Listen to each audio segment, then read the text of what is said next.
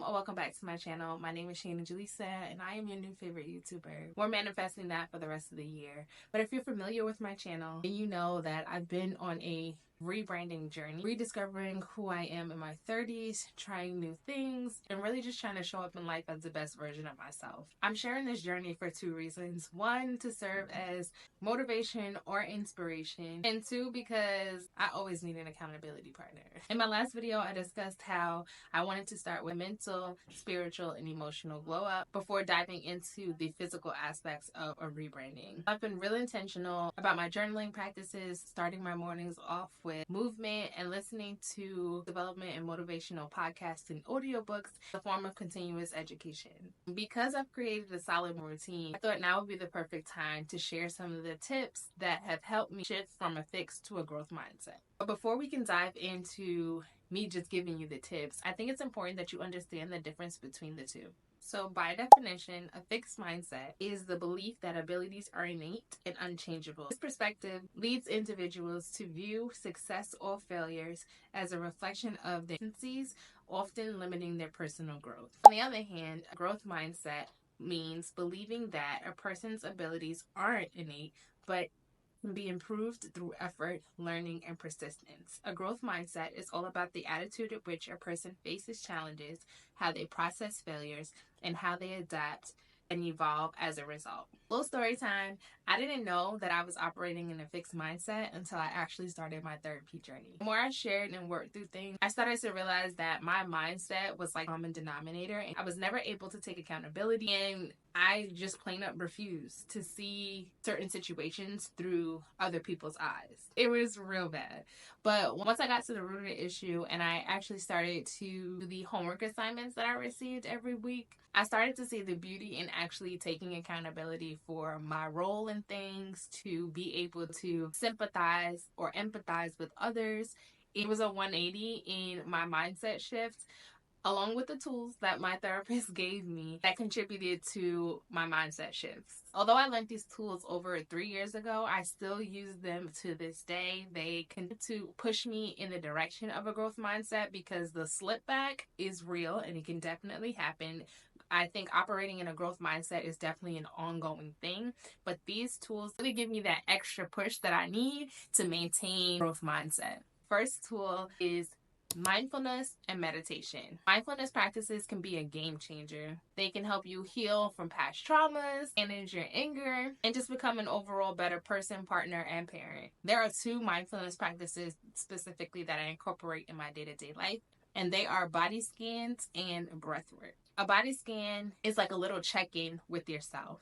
So it's all about noticing how a certain situation or a certain person is making you feel in the moment. You are literally taking inventory from head to toe of how you're feeling, noticing where you're holding tension, and really making that mind-body connection. Body scans can be done at any moment, at any time. I can literally be doing a body scan right now and you would never even know it. 3 years ago, around when I started my therapy journey, I was experiencing a very toxic work environment, and my therapist challenged me to use body scans as a way of not necessarily checking out, but checking in with myself and regulating my emotions and how I felt in those moments. The second mindfulness practice is breath work, which is one of my favorites. In moments of high stress and anxiety, this is one that I pull out my toolbox and I use on a regular basis. Specifically, the 4-7-8 method. You are to inhale for 4 seconds, hold it for 7 seconds, and then release it for 8 seconds.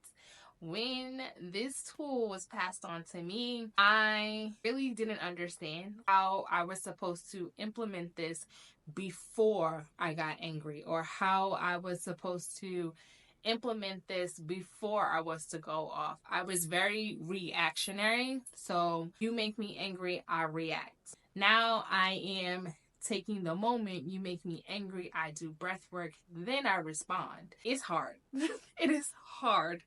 But the more you practice the 4-7-8 method, the easier it is to incorporate it in those moments. During this time, you're focusing on your breathing, you're slowing things down, and again, making that mind-body connection just to center yourself and set your mind at ease. The second tool that I suggest you implement to shift from a fixed to a growth mindset is positive affirmations.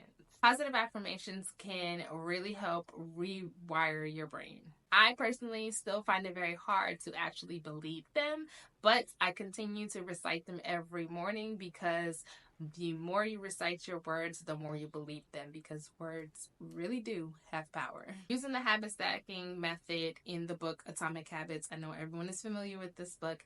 That is the way that I started to incorporate positive affirmations into my daily routines. If you're not familiar with habit stacking, it's basically adding a new habit or grouping a new habit with an old habit that you are used to doing. So for me, the new habit was reciting positive affirmations, and I grouped it with an old habit of my morning runs. I say it all the time, words have power, and the more I start to operate in a growth mindset, the more I realize that they are not lying. They are not lying. Words really do have power. And if you want to manifest your dream life, you need to speak that thing into existence. Speak it into existence, even if you don't believe it. Speak it into existence. If you're into positive affirmations, I need you to share your tips of making them stick, because I really want to believe. I'm going to continue to say them until I actually do believe them, but I need all the tips to speed up the process. The third and final tool that you need in order to shift from a fixed to a growth mindset is continuous learning and growth. This one isn't as put together as the first two, but being open to continuously learning and developing your mindset muscles really opens you up to a whole new world. Adopting a growth mindset really is going to make you hungry for more. The more books you read, the more podcasts you listen to, the wheels just start moving, and it's like, give me more, I need more.